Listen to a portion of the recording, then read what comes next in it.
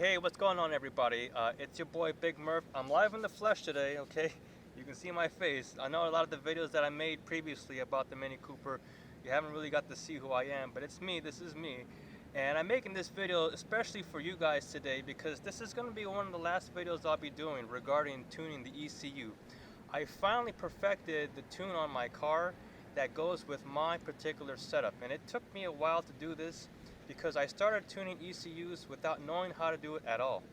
And as I was learning the process, there wasn't really any information specific to our car because the ECU that we use, the EMS 2000 by Siemens, is slightly different in architecture from the Bosch ECUs that you'll commonly find. And so a lot of the information I was finding is for Bosch ECUs, and there's rarely anything for the Siemens ECU, especially for the Mini Cooper S.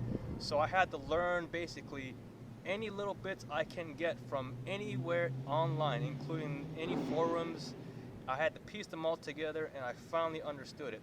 And I'm making this video for you guys so that way I can present everything that I found out for you, for those people who want to learn how to tune these cars themselves.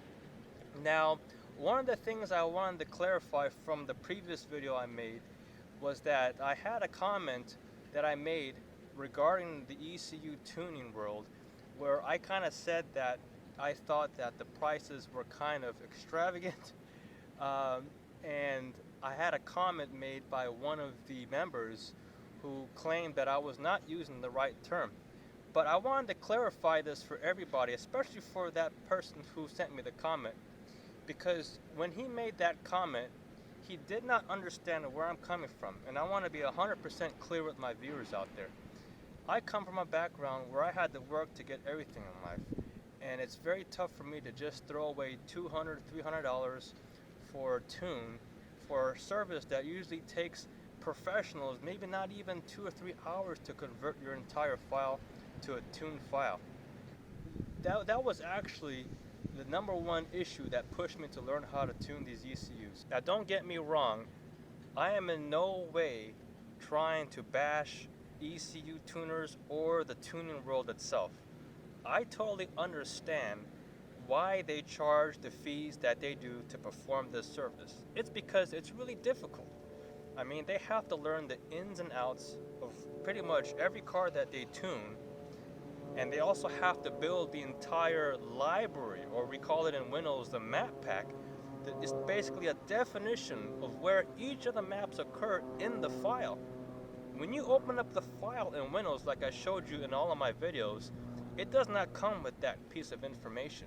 All you see is just the raw data, and the raw data is so enormous, and it looks almost very similar that you cannot even tell what it is that you're looking at unless you really know. And so I really respect that. So without further ado, I'm going to pause the video here, and then I'm going to start showing you what exactly I did on the Windows on each one of the maps that made my car to run perfect the way I like it right now. So I'm going to pause it right here, and then we'll move on. Alright guys, so I move on to the most important part, showing you actually what I did to the tunes in order for me to achieve the goal of having the car run between 11.5 to 12 air-fuel ratio, okay? And this is going to be kind of advanced, so if this is your first time watching anyone use Windows to basically tune an ECU file, I suggest you watch my previous video where I pretty much show you how to use this program. I also show you the basic steps, how to load files in there, how to even extract files from your ECU, and then how to write them back. It's a very useful video, and it's kind of lengthy, but you'll really learn a lot from that as well. So here I'll just go right into it. Here in the main window, you'll see that I've highlighted the window for my tune file. This is the most current tune that I'm running on my car. I named it 19% version 8 file, meaning that this file is pertaining to my setup, which is equivalent to what's what a 19% undersized pulley will give you in terms of boost, and version 8 being that this is my 8th version. This is the 8th time that I actually made changes to the file, And like I said, this is the most current one that I'm running. This will probably be the final one that I'll run until I actually have to, go back to the original file later down the road for emissions. And on the bottom here, this is my original file, and so I have that in the window down below. Now we'll go ahead and link the two files together so we can start comparing each of these maps that I'm highlighting here on the left that I went ahead and modified in order for me to affect the air-fuel ratio. Okay, so since both of these files came from my car, they are coming from the same software version of the ECU as I explained from the last video, right? So if that's the case, then you can simply link both files together without even having to find a point to match in both files. I mean, they're both pretty much the same. So Windows will automatically match it from the very beginning, I believe. It'll just take that spot to be the initial start point. So we'll just connect it using this function here, and in this window you'll see it says 19% version 8. I want to compare this file to the original map file of the car. So in the bottom here we'll select the bubble that says compared values with connected project.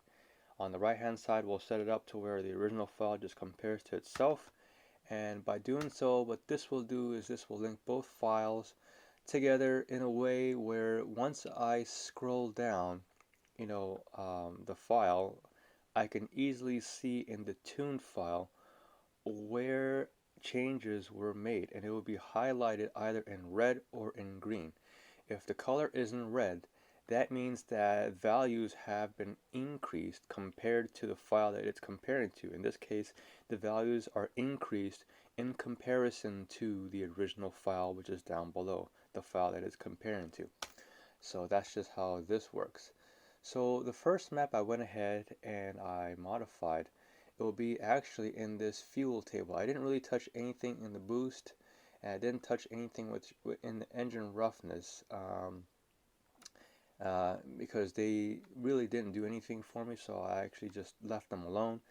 And what I really did keep are the changes with this map called the fuel map under acceleration. So let's go ahead and we'll get to this section by right-clicking on the map and clicking View and Hex Dump. And here outlined in red is the actual map itself. And as you can see as I scroll around this map, this is kind of the different maps that occur around it in case you're trying to look for it in your file. So as I double click on the table, you can see the raw values. Now in this map, I am assuming that this map is controlling the injection quantity. It's controlling the duty cycle of the injectors, and these values should represent time in milliseconds, meaning that this is the time in milliseconds that the injector stays open. And the longer the time, the longer the injector stays open, meaning that you are injecting more fuel into the engine. Again, values in red represent an increase, values in blue represent a decrease, and values in white meant that they are the same as the factory values. Now, I can switch this view from the actual raw data itself into just looking at the percentages. It has been increased and decreased. I can do that by clicking this button right here, and as you can see, it now views the changes in the amount of percentage instead of actual raw data itself. This will give you a better visual representation of what I'm talking about. So I noticed with my car that in this RPM range between 1700 and about 3000 RPM, as I was starting to build boost, which is basically from this row onto the right will be the area of which the car is under boost. As I started to build boost, I noticed that the car was still running at about the high 13s. Okay, it went from about the natural stoichiometric rate of 14.7 to only about 13.8, 13.7, and I felt like I wanted to inject more fuel so that way I can bring the air-fuel ratios down to the sweet spot, which would be around 12 for this engine. It seems to run very good when the air-fuel ratio is between 11.8 and maybe 12.5. Okay, so what I did was I added up to 3% of fuel just to kind of kickstart that transition effect of drastically lowering the air-fuel ratio. And then as the boost builds up even more, I went ahead and increased more fuel, so that way it would, again, help accelerate the process of lowering the air-fuel ratio. And then over here, it kind of reaches a saturation point, so then I want to, I still want to maintain that air-fuel ratio, but I don't need to richen it anymore. So then I kind of slow down that process. Although with this specific RPM, about 2,500 plus or minus, right? I did notice that as I was doing my test trials, it was still kind of in the high 12. So then I actually increased it to 7% just to kind of help stabilize the values. But on average, I reduced them, as you can see, compared to the column before that. Okay. And so with the next column here, the air-fuel ratio is pretty much where I want it to be. It's at around 11.812. So I really don't need to add too much fuel. In fact, there's one cell here which I actually reduced fuel by 1.3%. And the thing about this map is this does not dictate what is being injected under wide open throttle. Wide open throttle is actually a separate map which I still haven't found. I believe that it is a map where it is just consisted of a y-axis and an x-axis, but it just consisted of a single column of values that the manufacturer has kind of interpolated, so that way the car will always spit out that injection quantity under wide open throttle throughout the entire rev range. And being that the value was predetermined to be a perfect ratio for the stock setup and for the stock injectors, which were the 353 cc's. Since my injectors are a bit bigger, they're 363s, it tends to spit out a little more fuel. Even though my setup is requiring more to begin with, it still runs quite rich. So again, that's the reason why you have to kind of blend this map into that map. But like I said, for this first region, it just kind of runs lean. It's not richening up fast enough, so I richen this part quite a lot here. So when it transitions over to the wide open throttle map, it's already going to be in that sweet zone of about 12:1 ratio. And then as you get further down into the rev range, from about 4,000 onwards, right, then I started to notice that the air-fuel ratios before I made the tune would really be rich. It would be about 10.6. So then I started to say, well, I wanted to reduce that effect by leaning the values, by reducing the amount of time that the injectors stay open. So as you can see, I reduced the values by up to about 1%, 0.5% at some points, just to kind of help lean out the condition as I'm making that transition. So that way, it will average out between this map and the wide open throttle map to consistently stay, within the high 11s to the low 12s, with air-fuel ratio. And in this part right here, this would be like my cruising range, so between 2,000 and maybe 4,500, depending on how fast you go on the roads, on the freeways. When I'm just cruising, like I said, I'll probably be anywhere from this column on this way. This whole area would be under just naturally aspiration. Basically, you're not going to be using any form of boost at all. So my theory was, since the engine is not being exposed to any boost, it's not being under any type of serious stress. There's no added stress being introduced into the engine, and so there's really no need for me to keep a really perfect air-fuel ratio. In fact, I want to just lean it out just a very slight bit, and maybe I can save on some fuel while I'm traveling down the road. And so that's exactly what I did here. Is I reduced the values by up to 0.9% here. Just so I can lean it out just a little bit and save some fuel.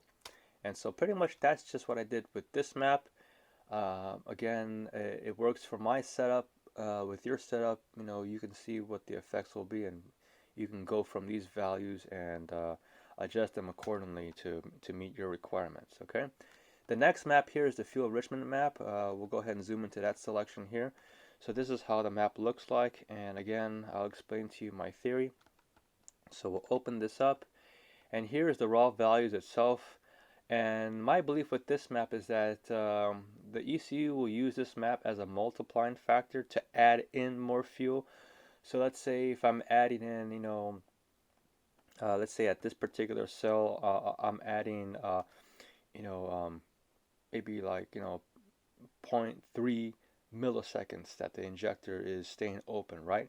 Well, it will use this map as kind of like an enrichment, so that way, let's say when you push the throttle, it gives it like an initial boost, and I think it's adding 0.2% just as an initial boost for like maybe a split second or two to kind of help get fuel back into the engine.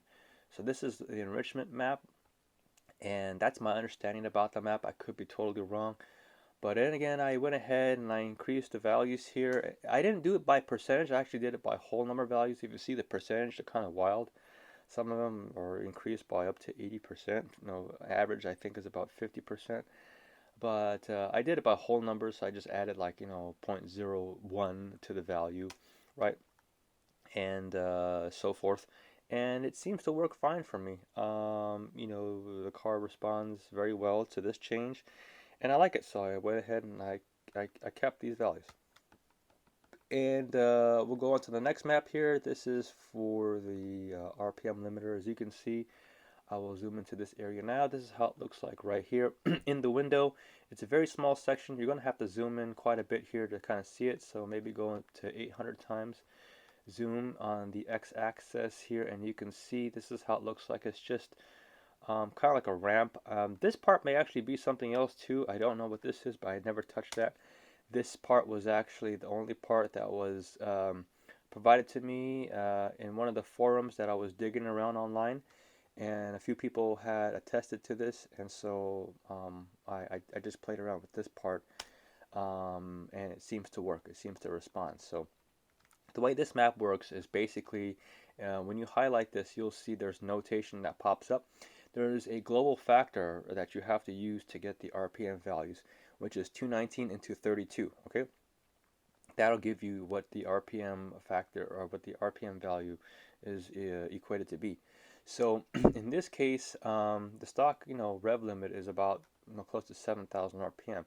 That means these values start off as 219. Okay.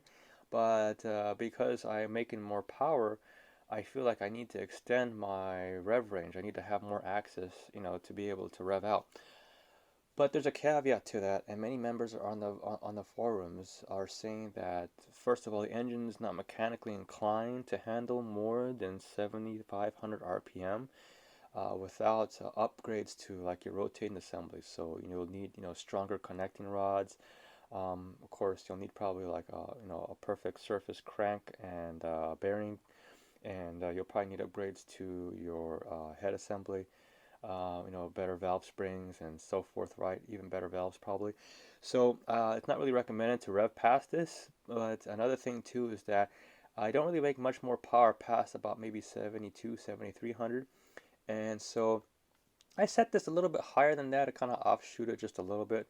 I actually set it to 7,500, and as you can see, basically if you just take the 240 and you multiply that by the global factor of 32, that gives us about 7680 RPM. So that's where I set the limit to, basically, just so I have a little bit of cushion. If let's say I for some reason, I was driving the car really hard and I want to continue to stay in the top gear, well, I can kind of rev it out just momentarily, maybe even past 7,300.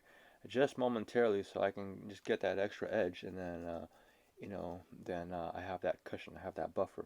But again, you can set this to whatever you want, whatever you are comfortable with. I mean, if you want to set it to 9,000 RPM, shoot, by all means, go right ahead. I mean, it's your car, your motor.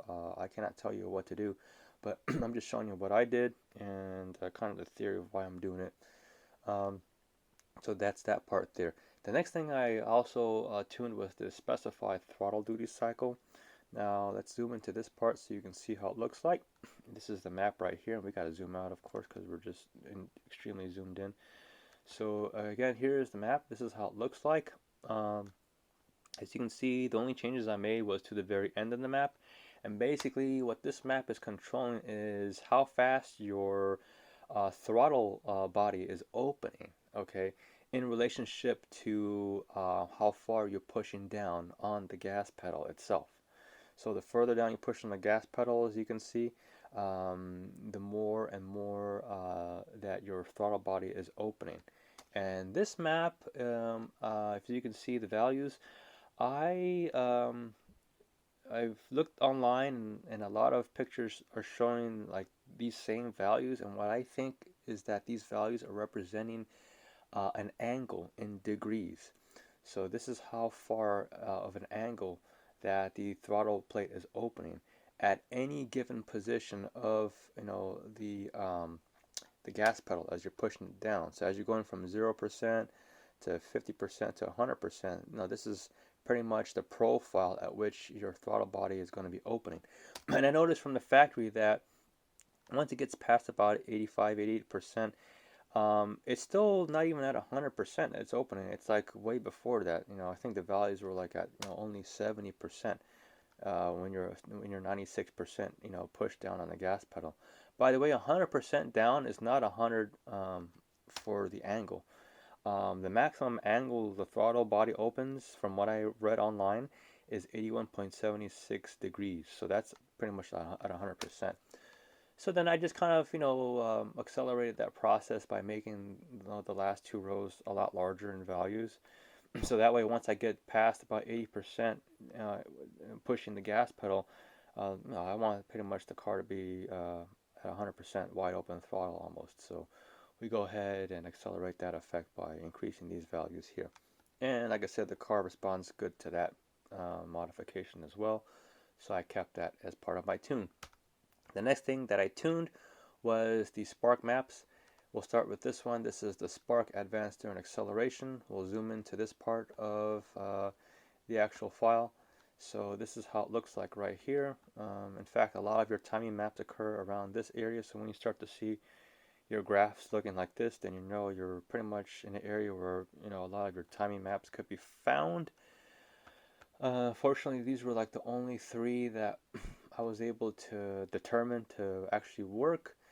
And I just found these basically provided to me from the forums. The guys are providing me with pictures or with addresses that they've taken from their maps, and I just matched it visually using this same method of linking both my file with their file together until I found a similar looking map, and then I was able to make my own map pack from that. So this is the spark advanced during acceleration, and so double click on this. These values in the data table are representing also values in degrees. So in other words, timing would be occurring at 35 degrees advance here, okay? And so this is the profile at which your timing is changing, okay? So again, your levels when you're probably at boost would probably be from this column onwards. This is when you start to really begin to build boost, I believe. So I noticed that the car will start to retard the timing a little bit because it's doing that to prevent the engine from knocking, from pinging, you know. And knock, of course, is basically like a miniature detonation of your cylinders, which is very bad for your engine. It puts a lot of physical stress on the moving parts. It's basically an opposing force to the natural motion of the engine. So if the piston is trying to go up, the detonation is trying to force that part back down. So, you know, you can see what will happen. Something will have to crumple, or something will have to crack and give. And usually that's why people would, you know, crack their connecting rod, or maybe even crack their pistons, because of detonation. But if you advance the timing, you know, you get a much more complete burn of the fuel, and that generally tends to also improve the response of your car, and of course add in more power. And that's generally true, but not always true. there are certain times where you might need to retard the timing a little bit from whatever the sweet spot is supposed to be. So in any case, with this map, I just increased the timing of the last two columns pretty much at an area where I know I'm going to be building boost most of the time, which is past 3,000 RPM. You know, like I said, if I'm on the freeway, for example, on the highway, and I'm trying to overtake somebody, if I downshift, I'll probably be within this range between 3,000 and 4,000. And I just increased the timing from that point on to red line, and I did that very minimally. As you can see here, I did that percentage-wise on average from 1 to 4.5%, and I'm increasing the timing, not much. In this upper right-hand corner, you can see that I'm actually reducing the timing, and the reason behind this is because I read online that with the pops and bangs, so when your car starts to make that backfiring noise as it's decelerating, a lot of people like that. They think it's a really cool mod, and I kind of like that too a little bit. So I was reading that in order for that effect to happen, you need two things to occur. You need the timing to be retarded significantly, and you need to inject more fuel as you let off the gas pedal. So I really couldn't make the effect by playing around with the fuel table. It didn't really work out that way. However, when I did reduce the timing a lot, when I retarded a lot, then it kind of helped with that effect. So my car does backfire a little more now. It's not as much as I would like, as much as some other people you'll see on YouTube, however much their car is backfiring. I think they're probably using another map. There's probably a separate map, I was told, just for deceleration. But again, I'm doing this here with the advanced map to kind of help, as when this map is transitioning from this map into the deceleration map, it'll help speed up that process. So when the ECU tries to average the two values, the average will be already much more lower than where it was before, and thereby creating that effect of the backfire as it decelerates. Okay, so that is this table here. The next one that I tuned was the base timing map, and it's just right over here, as you can see. Let's go ahead and we'll get to that right now. So here it is right here. There's the base timing. This was the Spark advanced map right here. I think I may have had the other one highlighted at first. Okay, I'm sorry, I had this one highlighted the whole time. This is the base timing map. Okay, this was your Spark advanced map. In case you guys are getting confused now. So back to the base map. This is the base timing map. This map represents the timing, the very the very maximum amount of timing that the car would run if it's introduced in a situation where it needs to retard the timing. So in other words, if the car is experiencing engine knock or backfire, it's going to use this map to go from, let's say, whatever values it was at before. In this case, let's say it was running almost 27 to 30 degrees advanced timing. It'll immediately drop it down to 22. And as you can see, I've used 22 all across the board. Actually, the original value was 21 degrees advanced timing. So it will retard quite a bit. If it's going from almost 28 degrees to 21, that is a huge difference. So I went ahead and increased all the values just by 1 degree, because I thought that 21 degrees is significantly low. I mean, you're going to lose a lot of power, once the car, happens to use this map. And I just felt like it was just overkill, in my opinion. So I went ahead and just increased that by 1 degree. And I didn't really touch this map. This map happens to be using some kind of temperature, either oil or water-based, I believe, as a timing map. So your ECU also takes into consideration your temperature of the engine when it's trying to decide how far to advance the timing. And these values were quite high to begin with. I mean, they're already in the high 30s, so I said, you know what, I'm just going to keep it there. My engine, like I said, tends to start knocking once it goes past 31, 32 degrees advanced. So I'm surprised these were this high. But again, it may not even be using this map most of the time. It just may be using it during certain occasions only. I think for the majority of time, it's going to use this Spark Advanced Acceleration map. So that was this part, and the next part that I went ahead and tuned is the torque limiting map. And let's go ahead and zoom in to where this map occurs here. So it occurs right over here, and this is how it looks like right over here. And as we zoom in to this part, you can really see what I'm talking about. So this is pretty much like your driver's wish map. This is like your request of torque. So, you know, as you're pushing down, when you're giving it more throttle with the gas pedal, right? That would be on my x-axis here. And then on the y-axis would be the rev range, right? So where you are with the engine speed. And pretty much as you're increasing, the pressure on the gas pedal and you're increasing the revs, you want to increase the demand for torque, okay? And the values for the original map was just, really low. So if you look at the percentages, I mean, I had to increase all of them at least by 5 or 6%. They were lacking. But I also noticed that with the stock map in this corner, it was significantly lower, and you can see that graphically here. With the original map, you can see that there was dips in the actual graph itself. So after I made the changes, when I brought the values to basically match the values with the columns right before it, you can see it flattened out that curve. So now I have a linear curve at this point of the map, where before it was actually dipping. It had a lot of dips, and I do notice a difference. There's a lot more torque that does pull in, and so my car responded very happily to that. I did experiment increasing these values even more than what they are, so I actually increased these to 180 at one point. And when I did that, then I noticed once I got very high into the rev range, the traction control started to kick in for some reason, and I was not noticing any wheel spin at all. And I think that the ECU was automatically triggering the traction control, maybe as a safety protocol, because it thinks that the engine is trying to release, too much torque.